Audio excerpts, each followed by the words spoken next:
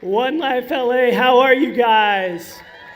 Man, it is certainly my honor to be here with you guys this afternoon, not only because it is an absolutely beautiful day, but it's an absolutely beautiful day for us as people to stand for life, to stand behind those that do not have a voice, to speak to their own worth, to speak to their own value, because I'll say this is for me, for my life, for the fact that I am standing right here. It was incredibly important for me to have two people stand up for my worth, for my value, because 35 years ago there was a pregnant mom in the middle part of North Carolina who had a baby in her stomach, and she was told all along the way that she was going to have a healthy baby boy. Nobody knew that anything was wrong with me literally until the moment I'm born.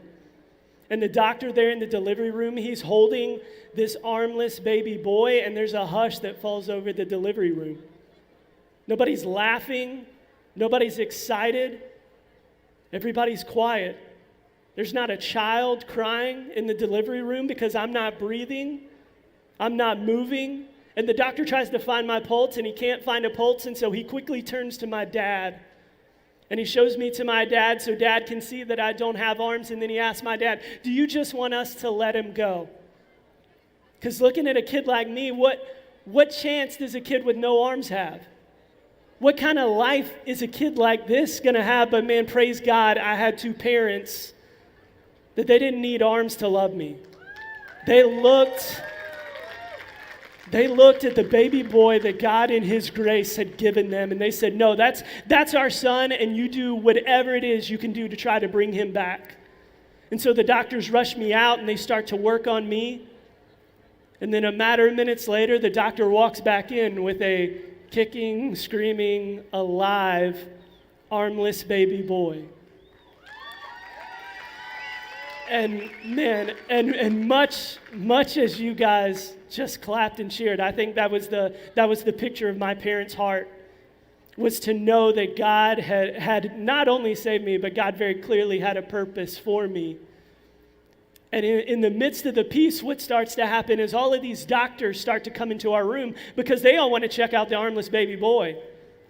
And so they're taking vital signs of me, they're taking measurements, and then every single one of them give a prognosis for the outlook of my life. And it runs the range from this boy will never feed himself, he'll never write, he'll never go to normal school, he won't graduate, he won't get a job. One doctor told my parents, listen, you should just give this boy up for adoption because he's going to be too much work. And again, the world made it very clear how they saw my life. The world looks at kids like me, and we're worthless, simply on the basis of what we bring to the table, our abilities, or maybe in a lot of people's mind, our disabilities. But my parents knew the gift that God had given them, and God knew the purpose for which he had sat out in front of me. Because y'all, here's the thing. Even though the doctors told all the things that I was never supposed to do, God in his grace allowed me to do every single one of the things I was never supposed to do. I learned how to write with my feet. I learned how to eat with my feet. I learned how to type on a keyboard with my two big toes. It probably looks like some of your grandparents, but hey, I get it done. I learned how to drive with a foot on the steering wheel and the other foot for the pedals. I graduated high school with honors. I went to college on a full ride. There in college, I met the girl of my dreams. We've been married 13 years. We have two amazing kids, a 7-year-old little boy, a 4-year-old little girl.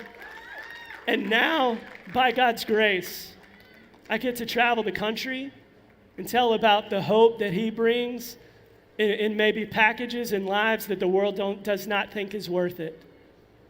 And that is why we stand here today, because there are so many kids like me that are told you're not worth it. And it's because we're different. It's because we don't look like you. You know, to realize the fact that there are kids in the womb that are aborted because they have a disability. You know, to think that 66% of children in the United States that are found to have Down syndrome in utero are aborted. All because the world says it's too hard. You're not worth it. But you know what? What God does in his grace is that he forms and fashions each and every one of us while we're still in our mother's womb. And God doesn't make accidents. As he puts us together, he doesn't go, oh man, I forgot this kid's arms. He knew what he was doing when he made me. He knew what he was doing when he made you. And that's why we stand here today, because there are so many kids, not only in the womb, there's so many kids that are out there in the world and they're told they're not good enough because they don't look like the rest of the world. They don't talk like the rest of the world. And we stand here today to give them a voice, to tell them they're worth it. We stand here today to tell these mothers that they're worth it, that just as much as the babies in their womb are made in the image of God, so are they. And so we stand behind these women as image bearers, and we love them, we support them. We stand behind the men involved in this. We stand behind every single person on this planet, realizing that God in his grace has made each of us with purpose to display his glory and his purpose in all the world. That is why we stand here today. Because ultimately the reality is this, is you are worth it. God has made you with purpose to display his glory. God has made this armless man standing in front of you for purpose, for his glory. God is making each and every baby in the womb on this planet right now for his glory and grace. And we stand up today so that they can have a chance, so that their worth can be known.